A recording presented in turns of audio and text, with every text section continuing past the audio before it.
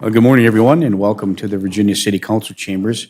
We have two items on the agenda today. First is the regular committee of the whole meeting that is scheduled every first and third Tuesday of every month. And today we also have a public hearing. So the first item on the agenda is the public hearing. This is a notice of public hearing which is required by law, and we council can take action in the form of a motion to adopt if necessary. So this is a notice of public hearing, and it is related to the ADA compliance plan. And so I will read this for the benefit of the general public. And first, before I do so, have we received any written comments on the public hearing with respect to this motion? No, we have not. Have we accepted any telephone calls or any other correspondence? No, We have not. Okay, thank you. So notice is hereby given that the City Council of the City of Virginia, Minnesota will meet at approximately 9 a.m. on Tuesday, December 7th, 2021 at City Hall 327 First Street South, Virginia, Minnesota, to conduct a public hearing regarding the ADA, the Americans with Disabilities Act, transition plan, public outreach, and public hearing. Please take notice that the City of Virginia, Minnesota is in the process of updating its current ADA, American with Disabilities Self-Evaluation and Transition Plan. This update was led by City Engineer of Record, City and Street and Alley Committee, and the city staff assigned to assist with this project. Staff and the City Engineer of Record was responsible for assessing, documenting, collecting, and organizing the self-evaluation from facility accessibility assessments, identifying existing deficiencies, creating a comprehensive barrier database, and planning corrective actions. The city also self-evaluated its policies, programs, and procedures to determine current levels of service and the extent to which its policies and programs created barriers to accessibility for persons with disabilities. Title II of the American Local Governments from discriminating against people with disabilities by excluding participation or denying benefits of programs, services, or activities to persons with disabilities. The self-evaluation and transition plan are part of the City of Virginia's overall efforts to address accessibility through the City of Virginia. Comments and plan recommendations are: the City of Virginia invites the public to become involved in this process through written comments from November 26, 2021 through 1 p.m. December 6, 2021.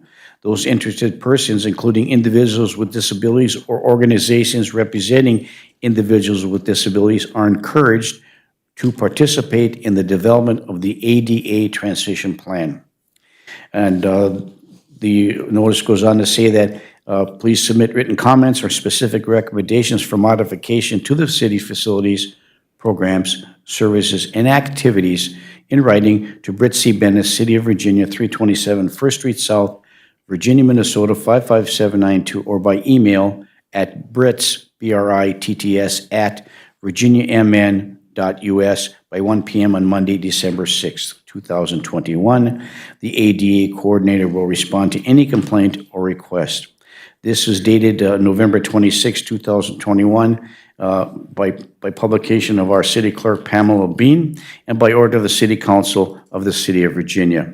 So we open up this public hearing for any comments, questions, or concerns. We have received no written or oral communications as of record as indicated by our City Clerk.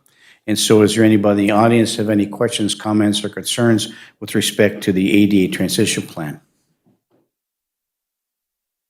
Seeing none, does any city councilor have any information or any issues or any comments with respect to this plan as well? Hearing and seeing none, with no other communications or comments or concerns regarding this ADA transition plan, I'm looking for council action in the form of a motion as authorized and recommended by our city clerk and through our city attorney at this meeting. So we're allowed to make a motion to accept the ADA transition plan. So I'm looking for council action. Moved by Councilor Freely. Is there support? Support. Support by Councilor Paulson. Is there any further discussion? Councilor Johnson. Thank you, Mayor.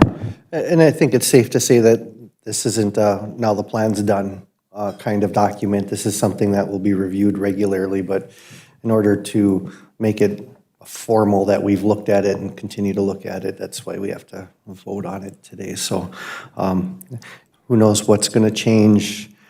Some folks don't realize that some of the ADA compliance things that have just become part of our everyday life are the curb cuts on corners. So we're no longer stepping onto our sidewalks downtown. We're just walking onto them, rolling onto them. Simple signage stuff. It just really, the idea of the ADA was to make it easier for folks with disabilities to get around, but in all reality, it has made life much easier for everybody who utilizes public streets and buildings. So I just want to point that out. Thank you. Thank you, Councilor Johnson. That being said, it has been moved and supported. Is there any further discussion? Hearing and seeing none, all those in favor signify by saying aye. Aye. Aye. Aye, opposed, motion carries. I look for a motion from the council to close the public hearing. Moved by Councilor Freely, is there support? I'll support, Mayor. Support by Councilor Bearable. Is there any further discussion? Hearing and seeing none, all those in favor signify by saying aye. Aye. Aye, opposed, motion carries. Thank you. And for those who are listening at home and in the general public in the audience, the AD plan is available at any time. You can view it online. You can call our city clerk at 748-3579. That's 748-3579. And to require a copy or have one sent to you. So thank you, everybody. And so we are adjourned. Now, we are now opening our regularly scheduled committee of the whole meeting. I will call this meeting to order. Today's date is Tuesday, December 7th, 2021, Pearl Harbor Day. We'll open this meeting. It's at 9:10 a.m. The schedule does say the committee of the whole meeting will open at 9:15, but it's okay for us to start a little bit earlier. And so we will start with items 1 through 10, and we'll turn this part of our meeting over to our city administrator, Britt C. Bennis. Britt? Thank you. The first item on the agenda was appearances, and we have no scheduled appearances today. So the second item on the agenda is approve the proposed 2022 rate increases for the ambulance. Chief, would you like to come up and give us a little rundown on the ambulance request to increase the costs associated with that? Welcome, Chief Lewis. Good morning, Mayor. Good morning, Council. Thank you very much for this opportunity. As is currently done, rates are reviewed with our ambulance billing company, and they sent me an update a few weeks ago and said, in light of what billing rates are being charged nationwide and in the state, we do advise you to raise your billing rates.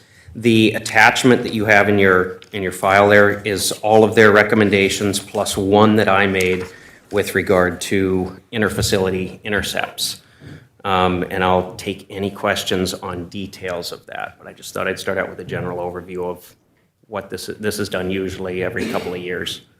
Well, Chief, I know that we have, before we go to the rest of the council, before we have this discussion, has any other organization, for example, the people that are affected, not only the public, but the healthcare facilities that we serve, have they been notified of these rate increases requests? Of course, probably not because we haven't approved them. Yeah, there was a public EMS meeting held in Greenwood Township last Thursday, I believe, and I did mention that was going to the council for approval. I didn't want to issue anything too prematurely because this is a council decision, but I did say that it had been the recommendation of our billing company to increase rates, and the council would be likely to follow that. Okay, thank you, Chief. Councilor Johnson. Thank you, Mayor. Chief, can you talk a little bit about what we charge versus what we're reimbursed when it comes to these things? Yeah, so the actual charge amounts that you see here, trying to imagine running a business where you collect 38% of what you bill out. That's currently what we're doing in the ambulance service. A lot of that is due to 70% of our customers being Medicare, Medicaid, and what's called PMAP members under the Minnesota type health plan. So we're limited. Those Medicare and Medicaid caps are set such as that we cannot bill any additional beyond that. And I know Councilor Baraboo, you know exactly what I'm talking about because you were, and Councilor Paulson, you as well. you can't bill anymore. So we set these rates. So we could literally charge, $10,000 for an ambulance transport. We would get reimbursed, $538 per the Medicare cap on it.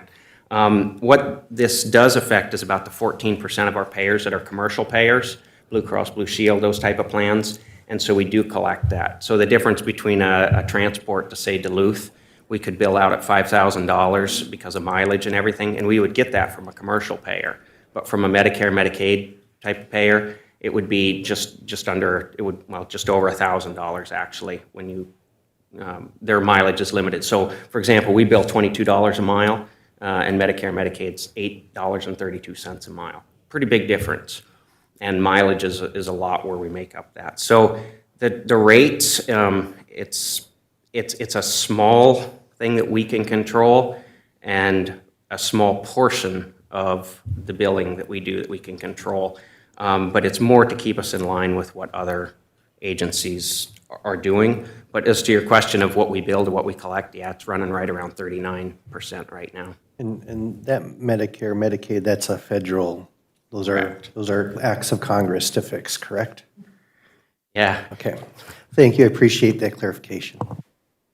Chief, if for the benefit of the general public, would you please just iterate to us what the current rate is and what the increase is requested?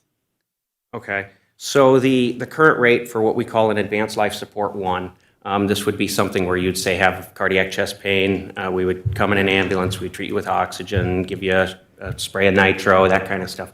For that basic level charge, that is now $1,600.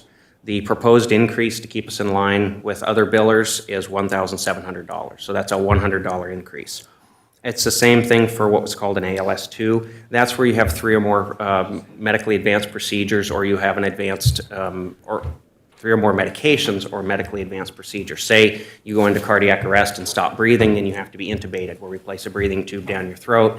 We administer, a cocktail of medications, 3 or more. That bumps it up to an ALS2. It's a higher level of care. There's more drugs involved. There's more expense involved. That's a $1,700 charge. That would increase to $1,800. And so on and so forth. The BLS emergent increases by $100 as well.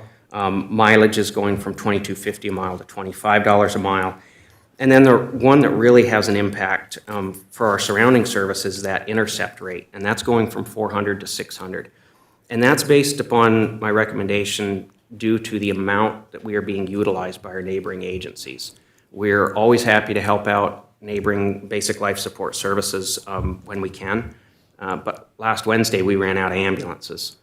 And so that does have a cost, and it does have an impact to our capacity. I compare it many times to a rubber band, where it's getting stretched and stretched and stretched.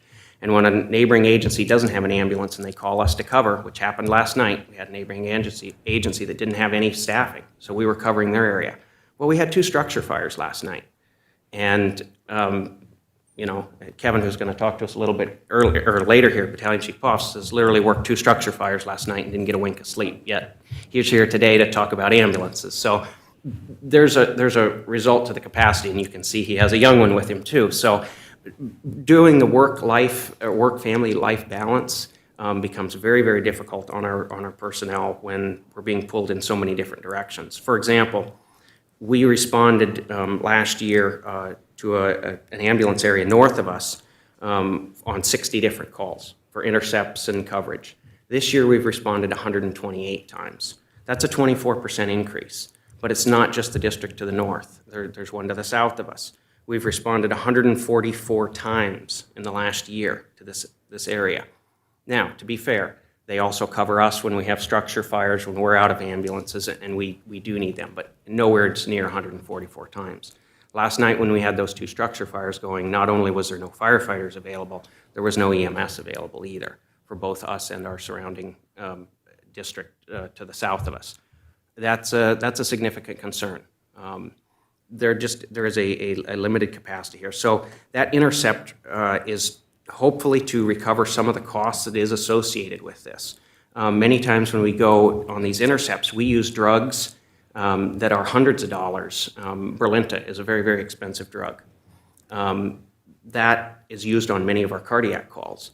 that right there almost negates, and the price per hour to do these is well above $600, because when you take it in on these intercepts, it's mostly 2 hours at a time. And some of the calculations I did about a year ago were our operating cost on an intercept was $557 an hour. Now you say, how can it be that expensive? Well, you take in capital for the ambulance, you take in, the rising fuel costs, you take in the training for staff. There's quite a bit actually that goes into that. So that is the cost of operation, and I feel that does need to be offset. I want to acknowledge that it makes it very hard. If I was a local ambulance director in one of these smaller BLS agencies, I'd be struggling, and they are struggling, and that's why I was invited up to Greenwood on Thursday of last week to talk about how do we go forward as a region, and how do we regionalize this service to offer a better, higher level of service that is shared, and it is, a timely response, an equitable response. But all right, any more questions? No, I just want to say thank you for giving that synopsis for the benefit of the general public and for all of us sitting here today. Councilor Bearable. Yeah, Chief, just one question for you. When you go out on one of these cardiac arrests or whatever it may be of that level where you have to send a paramedic with, just for information, who can administer the medication? It's not a basic life support person. It has to be a paramedic with training, correct? For those advanced medications like Brilinta and things like morphine and those, yes. There are medications that, depending on the service and what their medical directors authorize, they could administer things like nitroglycerin, oxygen, and even some cases, glucose and even glucagon, if allowed by their medical director. Yeah, that's where I was getting at. It's a multiple type across the board of your personnel of what they can do. So if you have a cardiac arrest, when you have to send out the advanced people, they're the ones that can administer these high-level drugs. Correct. Okay. Yeah, thank you, Chief. So if there's any other questions, comments, or concerns from the council, I see no one's light on. In relationship to item number under finance, number 2, approve the proposed 2022 rate increases for the ambulance service. Looking for council action. Mayor, also move that we authorize the increase of rates per what the Chief Lewis has presented to us of the new rate structure. Okay, moved by Councilor Baraboo to approve the rate structure recommendations by the chief with the incremental increases based upon level of services or support. Support by Councilor Beyondich. Is there any further discussion? Hearing and seeing none, all those in favor signify by saying aye. Aye. Aye. Opposed? Motion carries. Thank you. Thank you. The next item is discuss the 2022 budget, specifically the purchase or lease of an ambulance. Okay, thank you. Under item 3A, we have Kevin Poffs, and welcome, Kevin, and your official title with the fire department is? Battalion Chief. Battalion Chief. Welcome, Kevin. Dad, right now. And who? And Dad. And Dad. Battalion Chief Kevin Poffs and Dad. Yeah. Welcome. Good morning, thank you. So over the last couple of weeks, as I understand it, you've been working with Deputy Chief Frederickson and Fire Chief Alan Lewis and looking at the capital purchase of an ambulance for next year. Some of the information that we've learned over the last couple of weeks is that basically you can't get anything. When we look at getting an ambulance, the chassis, the chips that run the computers, those kinds of things, just like when you're buying a private vehicle, we're running into the same problem. So whether we lease an ambulance or we buy an ambulance, we're not going to see delivery until probably March, April, May of 2023. So some of the options that we have would be to buy used. That it sometimes poses a problem for us. Because of that demand, used pieces of equipment go super fast. And even if it is some quality that we would like to use, there's just not many of them out there. Another option we have is leasing. What we found with leasing was leasing is definitely an option, but we still won't see delivery of an ambulance to lease until that springtime of 2023. Third option that we see is purchase an ambulance. And if we purchase an ambulance, we are looking at delivery of that spring of 2023. Whether we lease it or buy it, the vendor that we currently use, and that does go through the state bid process, all that stuff is done ahead of time. We don't have to pay for a lease or pay for the ambulance until that delivery time of spring of 2023. So we have some options. As I look at it, we've historically always bought our ambulance. This would be the first time in my career that we've leased. We use our ambulances a lot. We have a good program going on where we utilize them to their fullest mileage. We get to keep them for about 6 to 7 years. Being we're not paying for it until 2023, I think our option is number 3, and that would be to purchase. And we'd sign a purchase agreement, but not have to actually pay for it until delivery. So that's kind of the information we learned over the last couple of weeks. That's, I think, kind of our recommendation as we see it, but I'm here to answer any question you might have. Okay, thank you. Before we move around in the room, I have 2 questions. First, Sherry, so if we decide we want to go with option 3 as recommended by our fire chief and assistant fire chief and our battalion chief, that in order to order it for payable in 2023, the process to move forward with them, if we took council action to move forward with that safe, as is for the sake of argument or sake of discussion, that we do this, we order it and then delivery in 2023. That would be a 2023 purchase of the ambulance, correct? You are correct, Mayor. Okay, thank you. And the other question is as far as leasing as opposed to buying, the lease buy option and the discussions with your vendor is the fact that it doesn't make a difference you lease or buy, and the recommendation is that the delivery is still going to be in 2023. So, I would look at council action, as we move forward.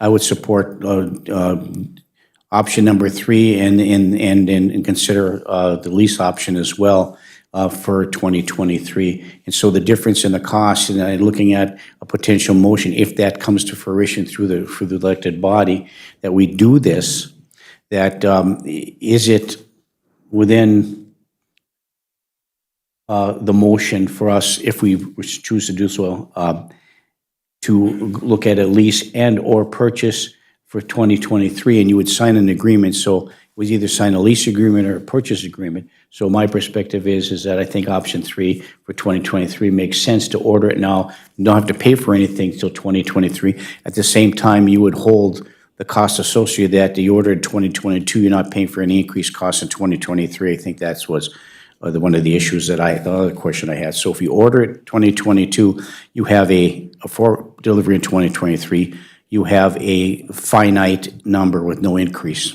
That's correct? As I understand it, that's 100% correct. The vendor that we use is Horton, and it comes out of Right. Premier Specialty Vehicles. Right.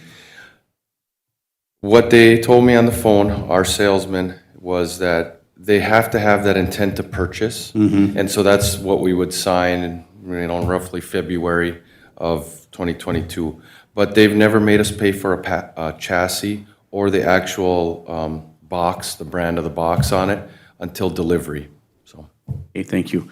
Councilor Paulson, then over to Councilor Johnson. Thank you, Mayor, and thank you so much for the detailed email. I really appreciated reading that. Oh. I really did. well, It helped my me emails understand. are my spelling sometimes, but thanks. So I actually did a little research on Friday, and I reached out to the Rev Group. Sure. And the national sales manager, I got in touch with, his name is Todd Stevenson.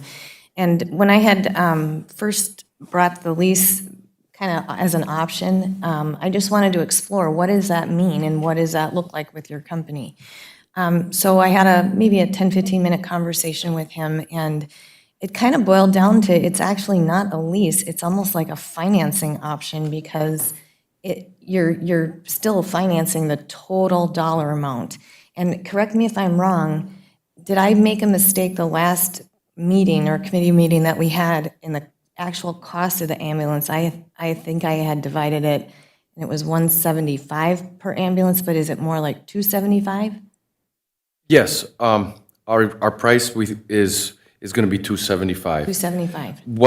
There was a number that got thrown in there, and it was the 150 to 175, and that was for a used ambulance that we missed that already sold to a different entity. Sure. So that was to give it a little bit of perspective, that was a 2014. So that is already would be one of the oldest ambulances we have, and it's only $100,000 cheaper. Right.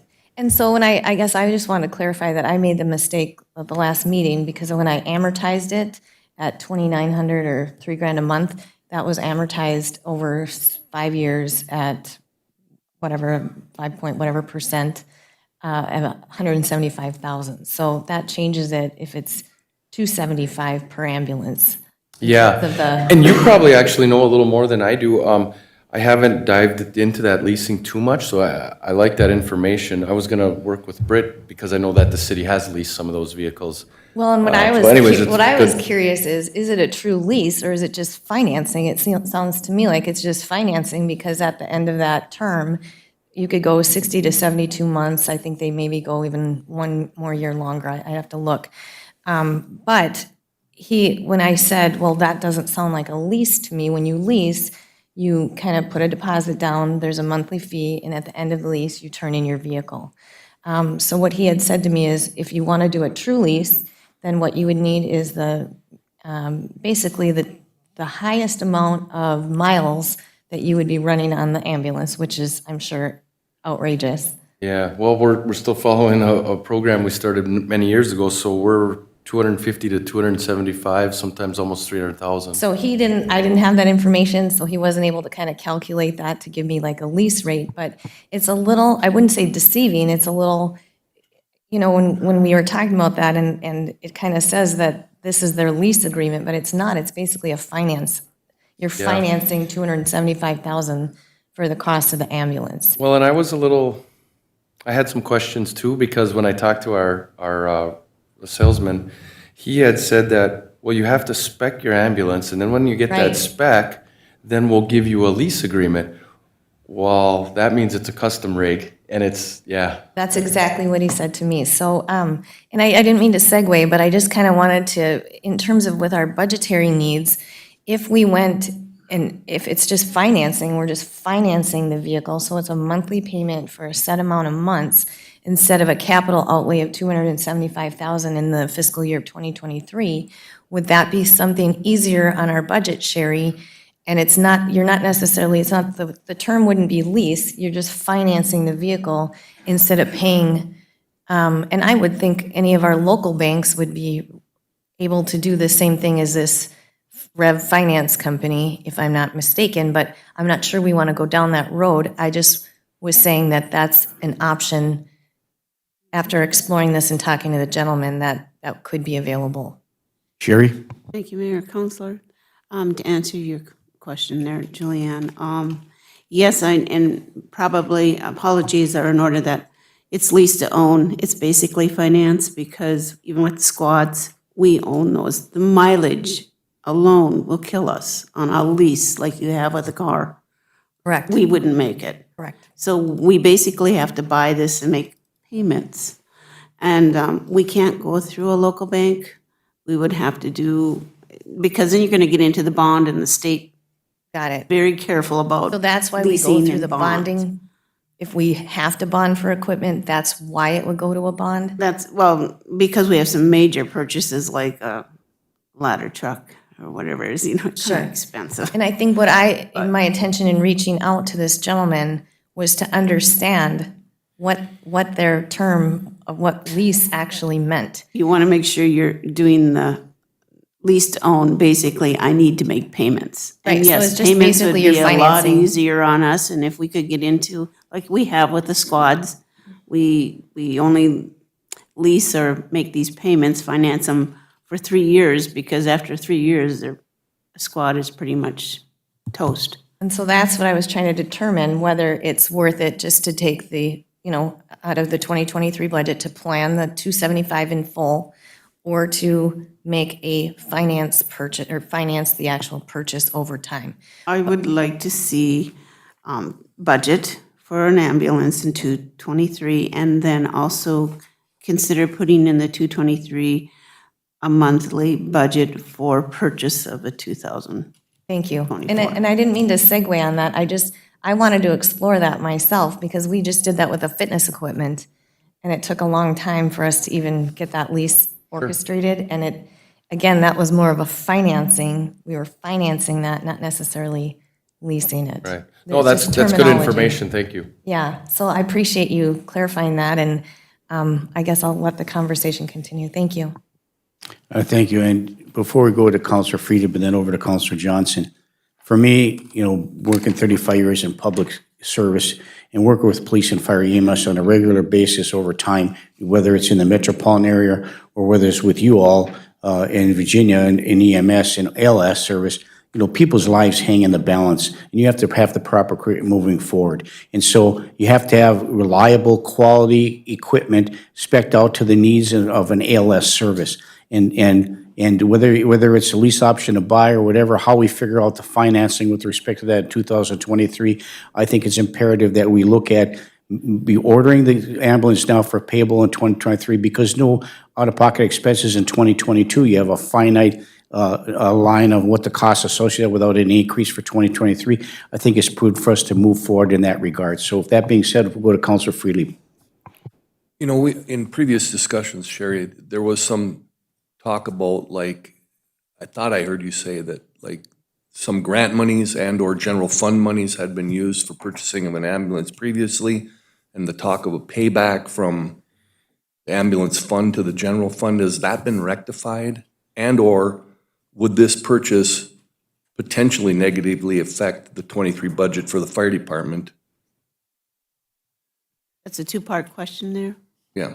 Okay, if I may, just before Sherry answers that, I got a text message about 10 minutes ago from our lobbyist, Michael Jarek, and a couple other legislators that we've been working on some bonding money for 2022, not to include just what we've asked in our bonding cycle. There's more than $7.7 billion surplus projected through this biennium. Plus, we have more than $1 billion in the state of Minnesota in federal COVID cash that can't seem to be figured out how they're going to spend at this point in time. So if you're looking at $8.7 billion, and part of that process is when we talked about the fire department, we talked about what our needs are with COVID money, and so not only in the bonding bill, but also in the COVID money, we could request for that, because we provide an ALS service. There's some special funds that could be available with respect to that to provide that kind of higher level of service when it comes to COVID. So that's an option that for us to explore and consider moving forward, Councilor Freely. So thank you. Please continue. That may in fact answer the question, that there are monies available now that would rectify the situation that came up with regard to the discrepancies. And which we would have to apply for. Sure, I didn't mean to interrupt. No, Go ahead. no, and that's actually nice interruption and good news. I look forward to checking into that. Thank you. Okay, thank you. Anything else, Councilor Freely? So we'll go to Councilor Johnson, who's be patiently waiting, then back over to Councilor Bearable. Councilor Johnson. Thank you.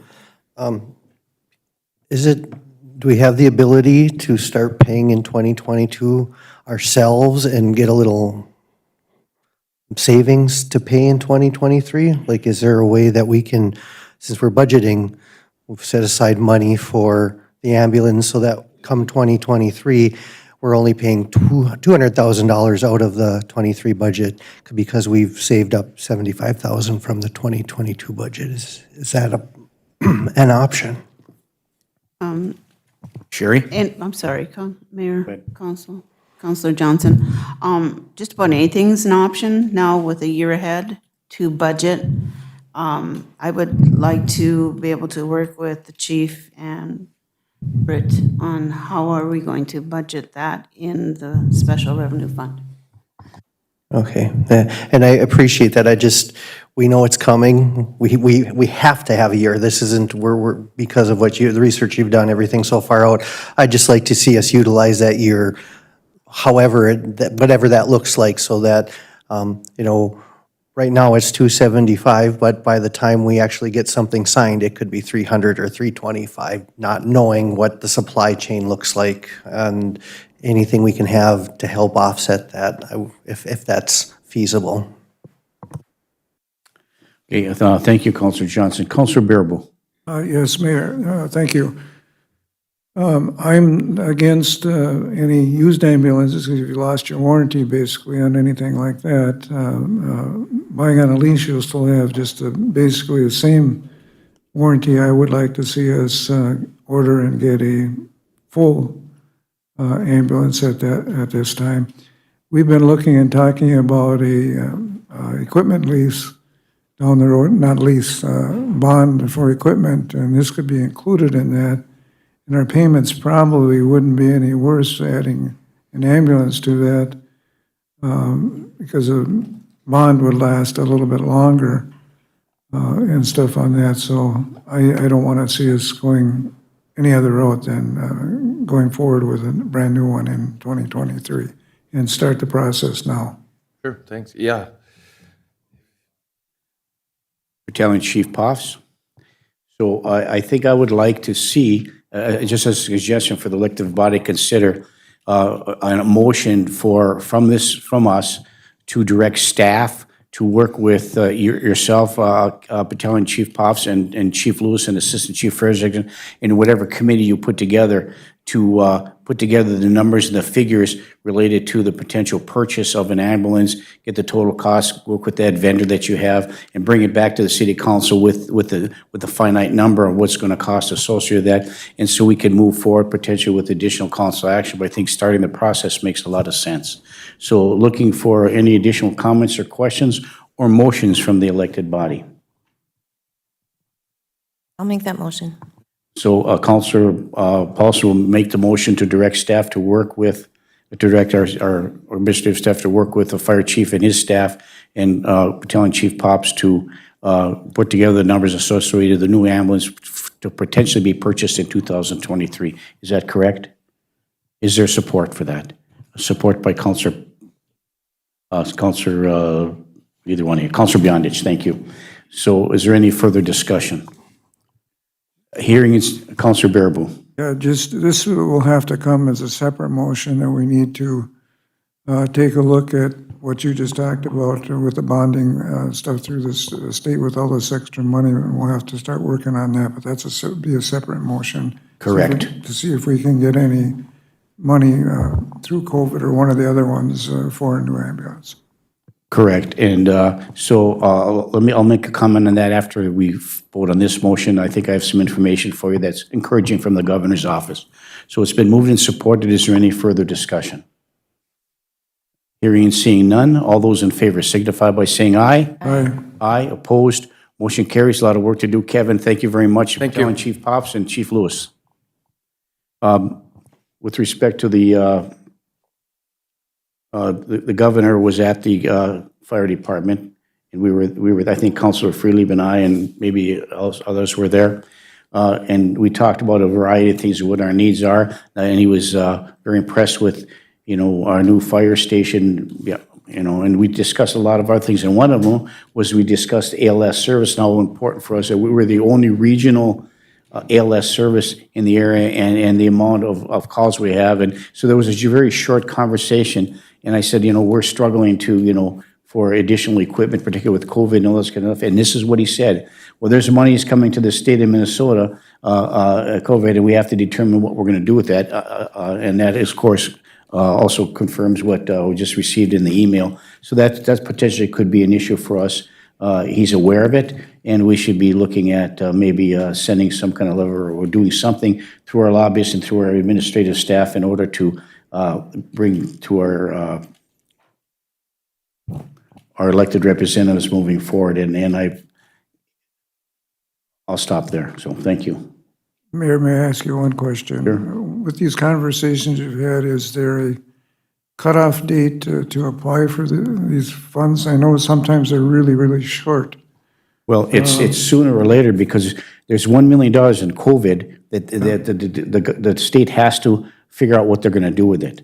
Is it So a million that's or- money available. Is it $1 million or $1 billion? 1 billion. Okay. And billion. And then there's a projected $7.7 billion surplus, and so there's going to be a bonding bill this year, which is an off year for bonding. There's going to be another bonding bill, but there's two sources of revenue that we could move forward with, and that's ask money for the bonding, and that's going to be a little difficult because of the bonding money we've got before.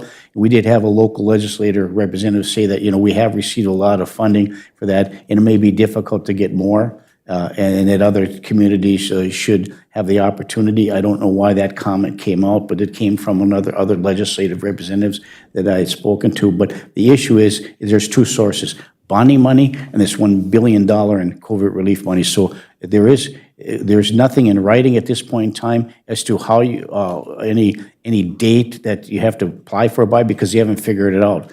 But if we were to send some kind of information with a package on what we need to accomplish the goals and objectives of our ALS service with respect to providing that in this region, in that big few square mile, and how we represent and respond to other communities that don't pay for it, there's potential monies available for the purchase of another ambulance. It could possibly be. So it's that $1 billion is pretty, general as to what it can be spent upon. I hope that answers your question. Well, it does. That's where it's going. We need to do this as quickly as possible, even though it's not designated yet. Put our information out there to our lobbyists and our what shall I say, our delegation from this region. So should we make a motion to have our staff investigate that? I certainly would authorize a motion to that. Do we have another one on the floor first, though, Pam? We don't. We've voted on the other one. Yeah, I'll make that motion, Mayor, that we put together the package on what we need to do for this particular issue, the ambulance issue, to our lobbyists and to our local delegation. And it does not, and the motion doesn't just limit it to the new ambulance. It could be any needs that we have. Any needs. Okay, thank you. So it's been moved by Councillor Baraboo. Did you get that motion, Pam? Is there support? Support by Councillor Barnzelli. Is there any further discussion? Hearing and seeing none, all those in favor signify by saying aye. Aye. Aye, opposed? Motion carries. Thank you. Thank you. The next item on the agenda is approve the resolution to make application and accept funds from the Iron Range Resources EDA Partnership Grant Program for Phase 3 of the Vita Downtown Grant Redevelopment Program. Very good. Looking for a motion. We're just going to approve a resolution so we can make application and accept funds from the Iron Range Resources for the Economic Development Authority of the Downtown Partnership Grant Program for Phase 3. So moved. Moved by Councillor Beyondich and supported by Councillor Freelieb. Is there any further discussion, Councillor Freelieb? So partnership, does that mean that there is money that we would have to match for this, or? There is, in the budget, Sherry has allocated $50,000, and we have a letter of commitment from the Virginia Community Foundation for $50,000. So it's been pre-budgeted. All right, thank you. Thank you, Councillor Freelieb. Yes. So it's been moved and supported for this session. Councillor Paulson. Thank you, Mayor. Is this something I need to recuse, if possible, that we would be, our current project at 316 we're not underway of building yet because of the weather, so Britt, would Some of there the be, funding will take place. would there be a conflict? Yeah, I think, Brian? I think recusal would be more appropriate. Very good. Thank you very much. I'll Okay. recuse. Thank you. Okay, thank you, Councillor Paulson. Do we have a motion? Moved and supported. Is there any further discussion? Hearing and seeing none, all those in favor signify by saying aye. Aye. Aye. Recusal, one. Me. Opposition, none. Motion passes. 6-1 with one recusal. Thank you.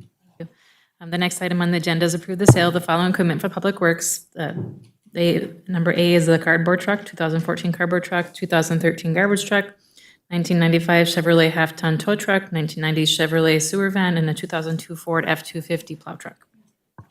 Thank you. Ed, I just, okay,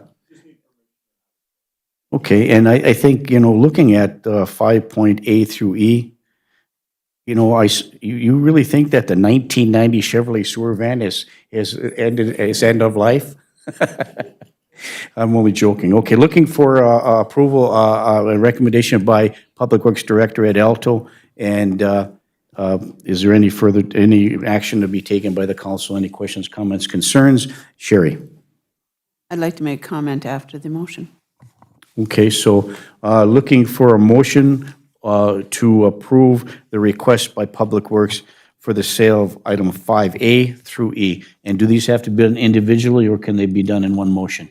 We can do that in one motion. Counselor Beyondich. So moved. Moved by Counselor Beyondich. Is there support? Work for discussion. Support by Counselor Freely for discussion. Further discussion, Counselor Freely. So does that indicate that all of these are going to be needing to be replaced in the next several years? Thank you. Sherry? Ed, I see you have someone with you today. Would you Yeah, like we'll to make bring that him up? introduction in a couple of minutes. Oh, I'm We'll sorry. make the introduction in a couple of minutes. Thank you. So it's been moved and supported. Is there any further discussion? Hearing and seeing none, all those in favor signify by saying aye. Aye. Aye, opposed, motion carries. And Ed, I have a question for you. I know you're continuing to move forward as our interim Public Works Director. And no, just when you thought you're out, we pulled you back in, which is good. But we now have a new Public Works Director on board, which is working to integrate into the system we now operate, and that's Mr. Rosvit. Would you please come forward? And I know that you came before the council before, and you interviewed for us, but please again introduce yourself, and want to welcome you as our new Public Works Director. We want to turn the microphone on. Thank you, Jim. Morning.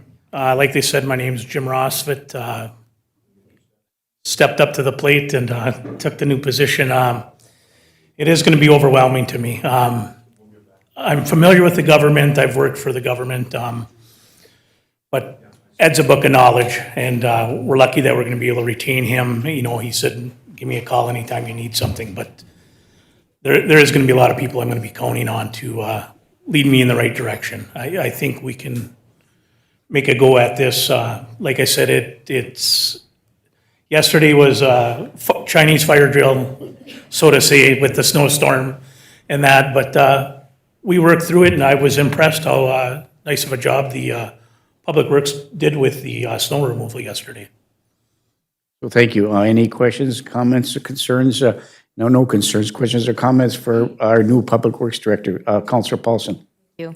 Thank you so much for accepting the position, and we welcome you here, and you will definitely learn a lot from Ed. I also just wanted to compliment the city staff on the snow removal. They were just incredible. So, good luck, or thank you to all the crew members that worked tirelessly throughout the 2 days. So we really appreciate that, and we welcome you aboard. Thank you. Councilor Beyondich.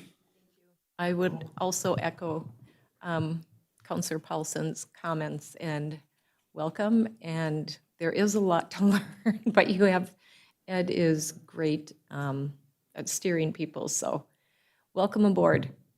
Thank you very much. And once again, Ed will provide anything that you have. We have a really good core group of workers that work for us diligently every day. They have really great ideas. They bring their ideas to Ed at the particular time, and they work together as a unit to try to solve issues. And they have some great ideas, and Ed has been a really good direct and delegating of the staff, and I'm sure that moving forward, you'll be doing the same thing. So welcome aboard. Appreciate it. Thank you very much. Okay. Ed, before you leave, hey, Ed, don't leave yet. Can we move to item number 10 since Ed's still here? Because Ed also talked to the MPCA. So at item 10, update the request in the loon and the Okay. request for the loon to attend the MPCA's booth at the State Fair. I must say, I was just going to say that I was a little, I was a little hesitant on the MPCA's request for our loon to attend the State Fair, but they came and talked to Ed, and they came and looked at the loon, And they've spoken to me a couple of times, and I think we've got a really good thing happening with this loon request. The display they want to do is get the lead out. They have a very large program and a very large website, actually, and I put a copy of the website in your packet. What they're working on is lead-free fishing tackle and a Get the Lead Out program. And their message is how many loons die per year because of lead that's in the water. So they want to use our loon as the draw at the state fair to get people to realize that if you don't put lead in the water, the loons won't die. And so they really want to do a big promotion with the loon. And so they are so excited for our loon to come down there. So what they're willing to do is they're willing to pay us to have our staff come deliver it. They're willing to pay for the paint. They're going to buy liability insurance for it to be down there. Ed's willing to come help paint it. And we pull you back in. The MPCA told me that. The lady from MPCA, her name is Britt also, she said, I'm pretty sure that Ed mentioned that he might be around to help paint this as well.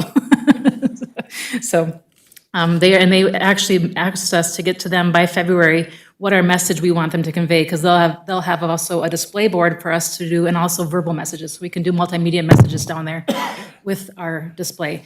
I put a copy, there's a small copy and then a large copy. There'll be a plywood lake they'll put around the loon, so the loon won't be able to be touched. The loon will stay on the trailer, and then they will put a lake around it, so you can't touch the loon. It could be a really neat display, and they're very excited about it. We're very excited about it. Thank you. Yep. Thank you, Britt. So anything else to add, Ed? Councilor Johnson. Thank you, Mayor. I was hesitant at first too, but as someone who's been up and close and personal with that loon in the last month, she does need a little bit of touch-up work done. So I think our biggest question is what is the name of that loon that we keep hearing? So, but I think this is a great idea. It benefits us. It benefits the loon. We'll get another probably 15, 20 years out of a paint touch-up. And we need to make sure we get our hashtag Virginia Min somewhere. When people take pictures, they can tag us in it. So I'll move that we authorize staff to continue moving forward with getting the loon down to the state fair this summer. I'll support for discussion. Moved by Councilor Johnson and supported by Councilor Paulson. Is there any further discussion? Councilor Paulson. Thank you, Mayor. Just to tag on to what our talking points are or what we can do in terms of advertising, can we tie in the Land of the Loon Festival, like come up and visit the loon and? Yes, and they actually asked to have us let them know if they're going to have Land of the Loon this year, because they want to come up to help also tie in the promotion that they're going to have our loon at their event. Get the lead out? Yes. Okay. Yep. And then that being said, with Councilor Johnson, does the loon have a name? There's rumors about that I've heard two stories, that there's a loon's a boy and loon's a girl, and I've heard two different names. So I actually had an idea that we do that Tell Us Your Loon Story campaign up until February and have people tell us what they've heard and kind of do a whole campaign about that. That would be cute. The other thought that I just kind of had was maybe those folks that are in attendance of the state fair be allowed to put their hat in the ring to name our loon. Name the loon. Name our loon. Yeah, so just a suggestion. And then I do kind of find it quite humorous as to the lake that loon resides on, right by the old gun club. So I think this is retribution. So I think it's going to be an honor to have the loon there, and I think it's a valuable program to get the lead out. So just wanted to add that. Thank you, Councilor Paulson. So it has been moved and supported. Is there any further discussion? Councilor Beyondich. Thank you. And yes, I think after hearing more about it, I think it's a good idea. And I do have to say, visiting the Brainerd Lakes area, there was a loon store that I wandered into and told them about our loon on the lake and had to bring up a picture, and they had never heard of it. So I think it is a great idea for tourism purposes to expose people to what we have up here, and the loon does sit on the lake. So thank you, Ed, for stepping up, and if you're going to help paint it, that's great. Yeah, we're not looking for Picasso here. So, all right, so it has been moved and supported. Is there any further discussion? Councilor Freely. So is this going to be transported, exposed to the elements, or is it going to be it is, and it has structural integrity to be able to? Rapid, okay, all right, that sounds good. And any volunteers that would be willing to assist Ed in painting that so he doesn't have to do it all alone? Wow. Outstanding. So it has been moved and supported. Is there any further discussion? Counselor Johnson? Can we make sure part of that plan is that we have a sign up on our lake during the time she's gone, or he's gone, it's gone? On that- vacation. On an ambassador trip too, so that when, because there are going to be people that are going to show up here going, what happened to the loon? So, thank you. Okay. It has been moved and supported. Is there any further discussion? Hearing and seeing none, all those in favor signify by saying aye. Aye. Aye. Aye, opposed? Motion carries. Thank you. Thank you, Ed. Thank you, Jim. Welcome aboard again. So, okay, thank you. We don't always have 12-inch snowstorms, Jim. It's not always that crazy. But welcome. Item number 6 is approve the resolution to hire recreation assistant Barb Hildy. We have one recreation assistant that graduated from Iron Range Engineering and moved on to his big job. So we have a vacancy, so we would like to bring on Barb Hildy as a fill-in for that position. Very good. Looking for a motion. So moved. Moved by Counselor Johnson. Is there support? Support by Counselor Freely. Is there any further discussion? Hearing and seeing none. All those in favor signify by saying aye. Aye. Aye, opposed? Motion carries. Thank you. Thank you. The next item on the agenda is review the letter from residents near the Iron Trail Motors Event Center regarding noise and dust issues. Just a little background on that. I had individuals call me and come to my office with respect to this. I did advise them to contact Brian Silber, our Park Rec Director, and our City Administrator, Richie Bennis, or leave a note for our City Clerk, Pamela Bean, with the telephone number.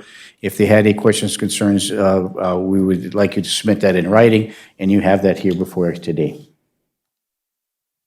Brian, welcome. Good morning. Nice to see you again. Been a while.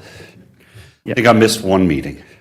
Did receive the letter. I'm here to answer any questions you may have regarding the letter, and that's about it. Have you been able to speak to any of the people with respect to the letter, or have we? We have received numerous communications from these individuals throughout the construction of the project. Okay. We did as much as we could to mitigate the negative impacts of construction on the residential neighborhood next to them. In addition, early on in design development of the structure of the facility, we took into account that we would have some additional noise that the facility would be creating. We positioned some of the fans and everything to face an east-west direction so that the noise would be going more east-west rather than north-south, pointed directly at their buildings. We have planted additional landscaping on the north side of the building. Now, yes, that landscaping does not help them today, but over time, as those trees grow and everything, that will serve as a sound barrier also. And we did provide some fencing around some of the equipment to minimize the noise impact. Now, please keep in mind that the noise that is produced from these fans is not a continuous 24-hour, 7-day-a-week noise. It is intermittent noise. The fans kick on, the fans turn off.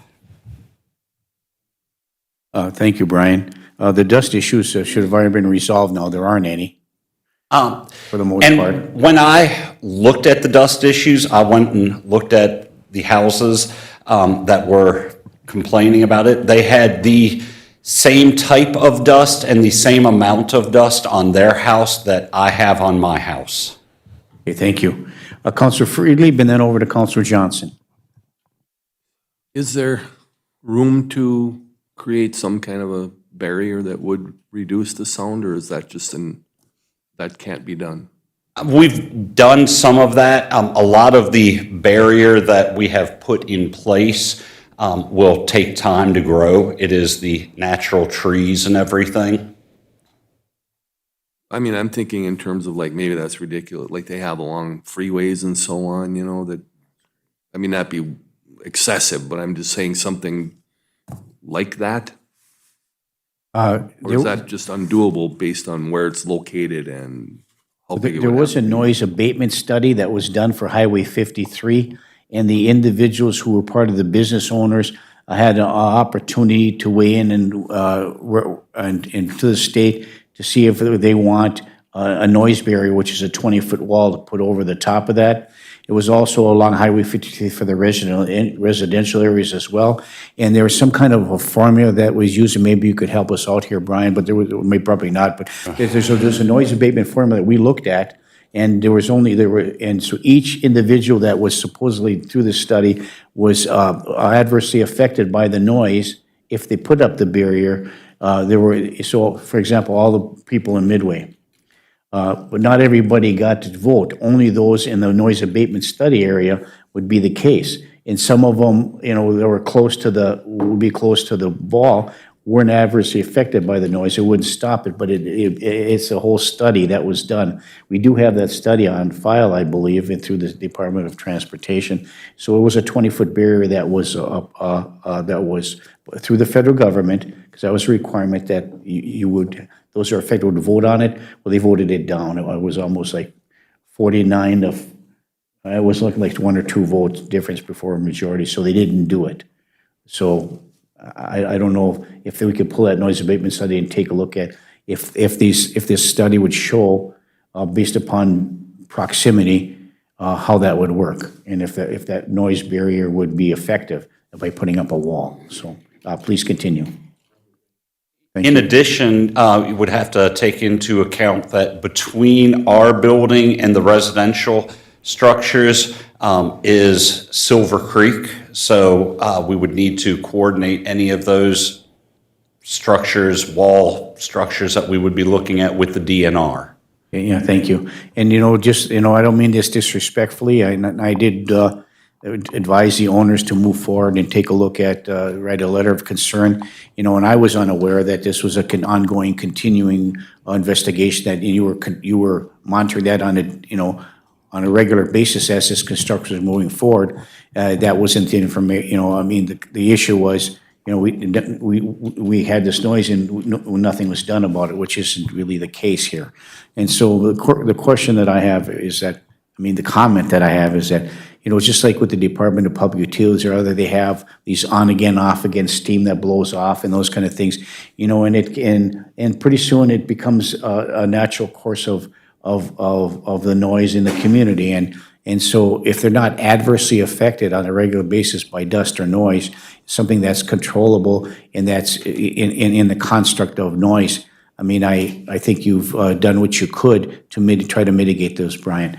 Councilor Bearable, and then over to Councilor Johnson, and then to Councilor Paulson. My concern is, this is going to be a focal point of this whole community, the ITEC.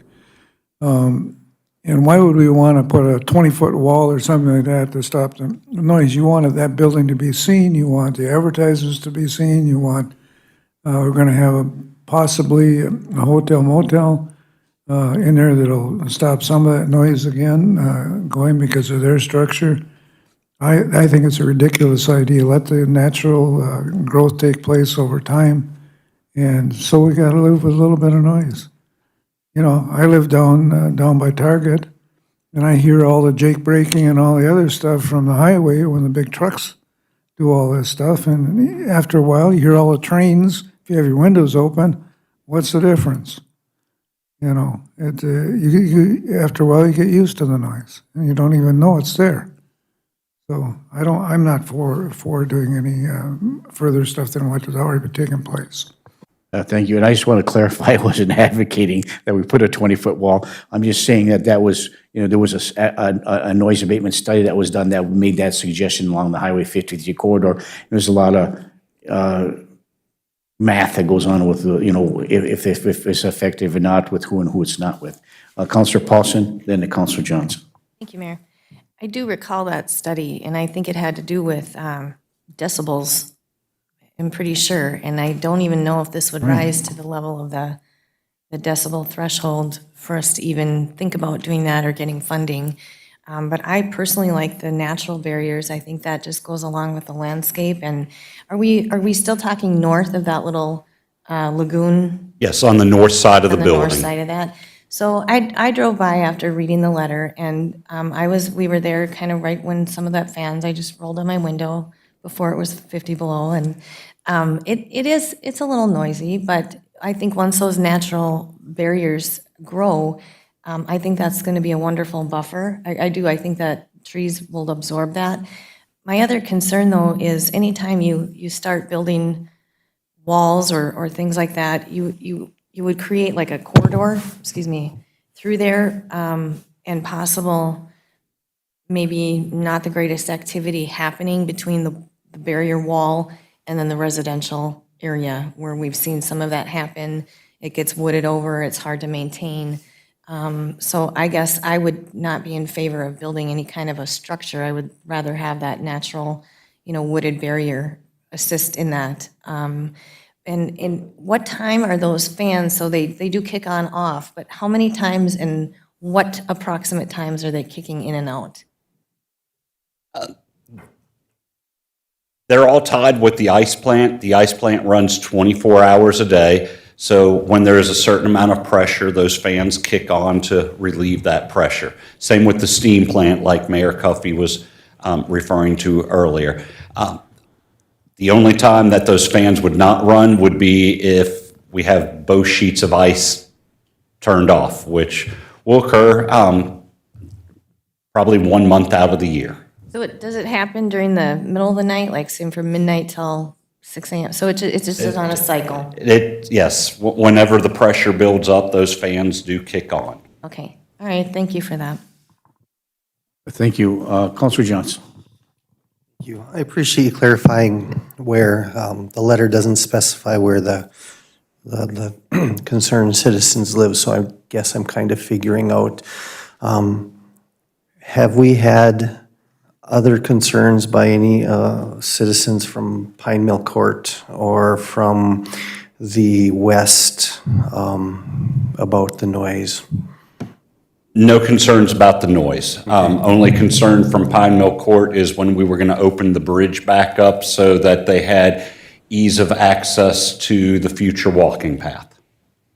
Okay, and your neighborhood is to the west as well, so you would be able to... To the east. To the east, okay. Yes. All right. I would move that we receive and file the letter, and I don't think there's much more we can do at this time.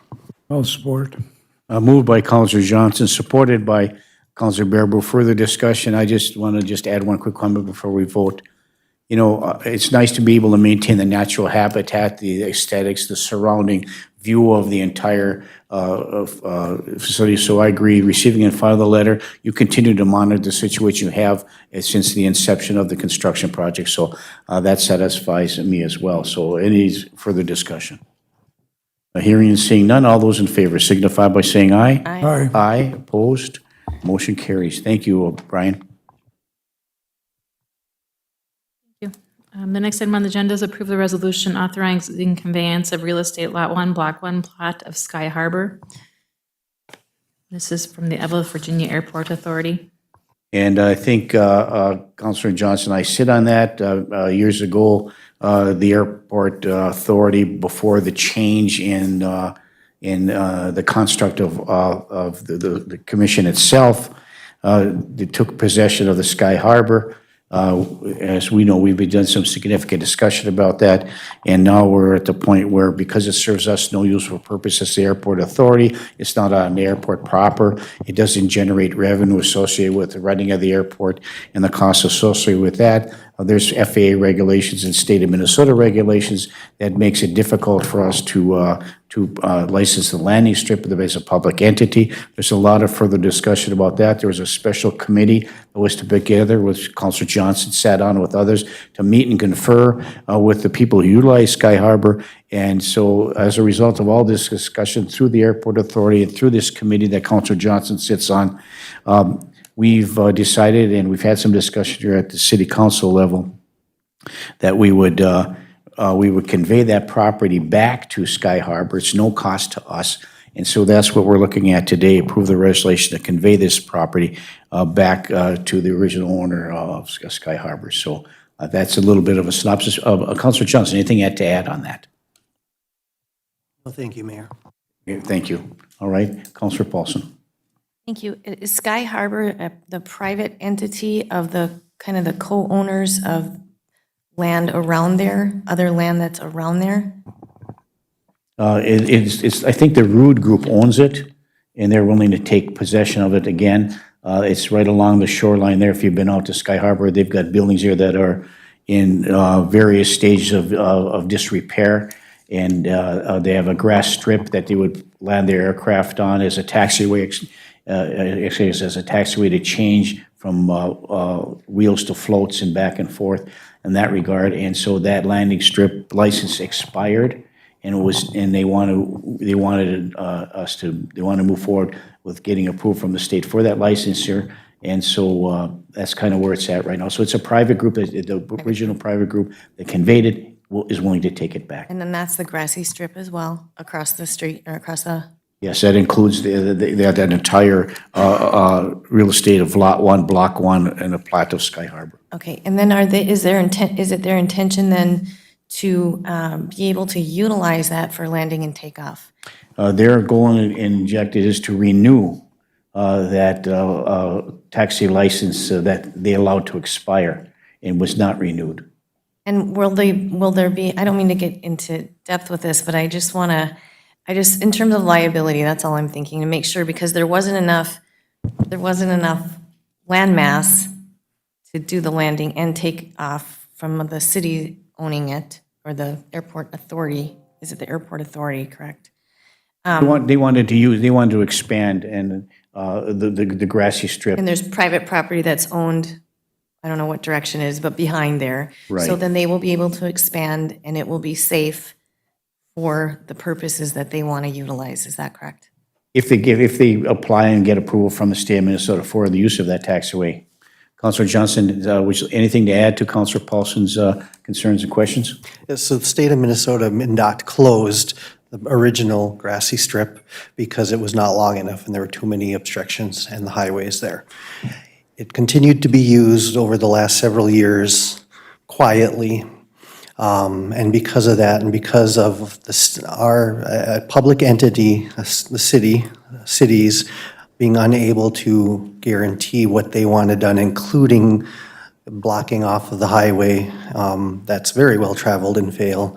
It was a decision of the subcommittee brought forward that we exercise our right to stop operating it as a seaplane base. And there's two separate issues that keep getting mushed into one. The seaplane base is all about the lake, and that's been open and fine and usable for years. It's okay. But because of the need to keep the two combined, it was a decision just to say we're done. Whatever happens when it's privately owned it will be privately owned. It will have nothing to do with either one of the cities or the airport commission moving forward. And to your point, there shouldn't be any liability once the two readings occur, both here and at Evelyn. And then the lawyers will finish doing whatever it is they need to do. And then that will all be I don't want to say it's going to be private property, but it will not be Airport Authority, City, Virginia City, Evelyn property at that point. Right, thank you. Okay, so we're looking for a motion to approve the resolution to convey real estate number 1, and it'll be the first reading would be on Tuesday. Is that correct, Brian? Correct, Mayor. And just to note, in reviewing the deed in Exhibit A, it appears that there's several parcels that would all be transferred by the same instrument. Thank you. I will move the resolution. Councilor Johnson moves to approve the resolution. Is there support? I'll support, Mayor. Support by Councilor Baraboo. Is there any further discussion? Hearing and seeing none, all those in favor signify by saying aye. Aye. Aye. Aye, opposed? Motion carries. Thank you. The next item on the agenda is an update of an agreement we have with Essentia previously that came about when the COVID pandemic started really ramping up. It's approving the offsite agreement with Essentia Health for use of the Iron Trail Motors Event Center in case of emergency evacuation.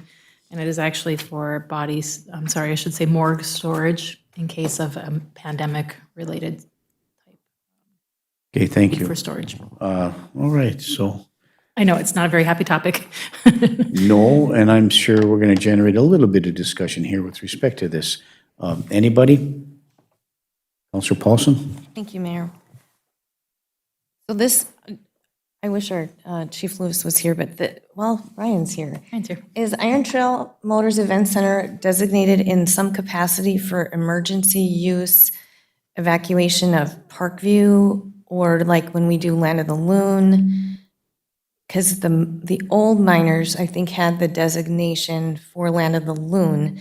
So my question is just, are we overlapping at all with anything that was already committed to using that building for different emergency services? During Land of the Loon Festival, Parkview Elementary is the emergency shelter. So they switched that? Or maybe it was. Because, I mean, it would be nearly impossible to get thousands of people down to the old miners, so much easier to get inside the school system, So inside that the changed school. recently, because I think one of the other things was when Bob Cap was running part of that event, the indoor event, there Right. was designation of the old miners being that, it designated that. So, okay, so just to clarify, Parkview is now that designation. During Land of the During Loon, Land of the correct. Loon. Is there any other designation that the Iron Trail Motors Event Center has for emergency usage? We've been working with the American Red Cross for designation of the Iron Trail Motors Event Center as a emergency shelter. So could you foresee that this would coordinate just fine and? Yes. There won't be any overlapping with any? I don't Possible foresee scenarios. us needing to use the event center as a morgue. It would end up being the arenas that we would use to. Say no more.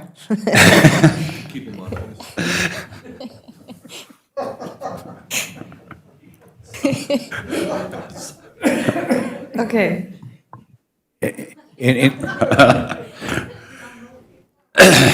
That being said, you don't foresee there being any conflict with? I don't see there being any conflict, and hopefully I don't see this agreement being put into use. Thank you very much, Brian. Hurriedly, we're looking for a motion. So we're looking for council action.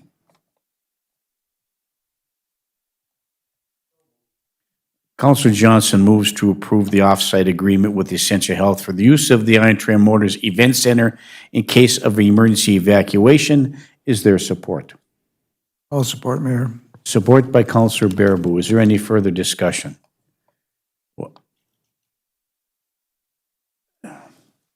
Hearing and seeing none. All those in favor signify by saying aye. Aye. Aye. Opposed? Motion carries. Thank you, Brian. Okay, we took care of item 10 under other items of concern. And so anything else to come before the committee of the whole meeting today? Please, Britt, nothing? Okay, we're good. Okay, seeing nothing more on the schedule for the committee of the whole meeting, we stand adjourned. Thank you very much. It's 10:17 a.m. Have a great day, everybody. Stay warm. I was remiss. I should ask John if he had anything to add, and, okay, thank you, sorry.